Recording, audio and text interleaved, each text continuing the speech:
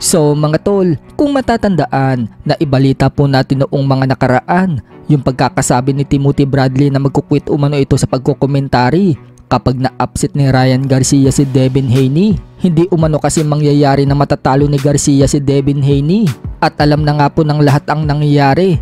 Tinalo lang ni Ryan Garcia si Devin Haney sa pamamagitan ng majority decision. Pinabagsak pa ng 3 beses at binugbog itong si Haney. Kaya binalikan ni Ryan Garcia mga tol ang sinabi ni Timothy Bradley na magkukwit umano ito sa pagkokomentary.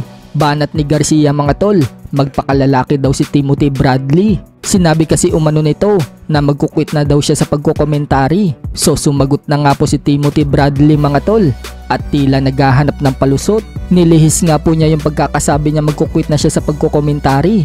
Sa halip, sinisi ni Bradley ang pag-overweight ni Garcia ng 3.2 pounds. Hindi umano bilib si Bradley kay Garcia. Advantage na daw kasi agad ni Garcia ang pag-overweight, kaya hindi daw dapat bigyan ng credit ang pagkapanalo ni Garcia. So yan nga po ang palusot ni Bradley mga tol. Maging ang tatay ni Devin Haney, yung 3.2 pounds din ngayon ang dinadahilan kung bakit natalo ang anak niyang si Devin Haney. Pero umpisa pa lang mga tol, tinanggap naman nila ang laban kahit lumagpas itong si Garcia sa timbang. Nagbayad pa nga si Garcia ng 1.5 million US dollars at tinanggap naman niya ng kampo ni Devin Haney. Buong akala siguro ni Devin Haney, madali lang niyang didispatchahin itong si Garcia. At akala din nito na hindi nakapokus si Garcia sa laban. Pero doon siya nagkamali mga tol. Strategy lang pala ni Garcia yung baliw-baliwan. Samantala, ayon sa report na nakalap natin, kung tumimbang si Garcia ng 143.2 pounds sa weigh-in, pagdating daw sa gabi ng laban nila ni Devin Haney sa Barclays Center, Brooklyn, New York, tumimbang daw itong si Garcia ng 160 pounds. So pang middleweight division na pala ang bigat ni Garcia. Kaya pala malakas ang loob ni Garcia na umakyat ng 147 pounds at 154 pounds para labanan ang mga kampiyon doon na sina Jaron Ennis at Sebastian Fundora. Wala namang binanggit mga tol kung anong timbang ni Devin Haney sa gabi ng laban.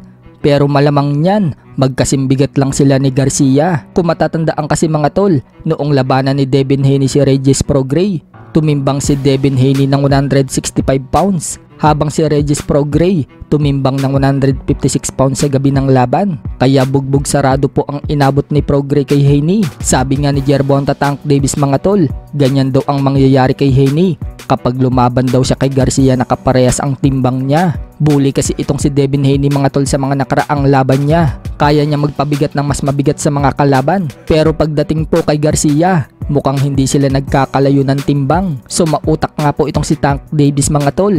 Dahil noong labanan niya si Ryan Garcia, may rehydration clause silang dalawa. Hindi sila pwedeng lumampas ng 10 pounds sa gabi ng laban. Kaya kung mapapansin natin ang litrato ni Garcia, tuyong-tuyo siya noong labanan niya si Tank Davis. Habang maganda naman ang pangangatawan ni Garcia noong labanan nito si Devin Haney. Sa ibang banda naman mga tol, tatanggalin na nga po si Devin Haney sa list ng pound for pound ranking matapos matalo kay Garcia. Ilalabas daw soon ang bagong ranking sa The Ring. So tingnan natin mga tol kung makakapasok nga ba si Ryan Garcia sa The Ring. Habang sa WBN naman mga tol, tanggal na po si Devin Haney sa ranking ng pound for pound list. Nakapasok naman si Ryan Garcia mga tol, nasa top 10 na po siya. Samantala, mukhang nabawi ni Ryan Garcia yung 1.5 million US dollars na binayad niya kay Devin Haney dahil pumusta pala si Ryan Garcia sa sarili niya ng 2 million US dollars. At 12 million US dollars po ang napanalunan ni Garcia dahil sobrang dihado po ni Ryan Garcia sa laban na yan. Kapag pumusta ka sa kanya, malaki ang tatamaan mo. Kaya baliwala ang binayad niyang 1.5 million US dollars. Bawing-bawi niya, sobra pa.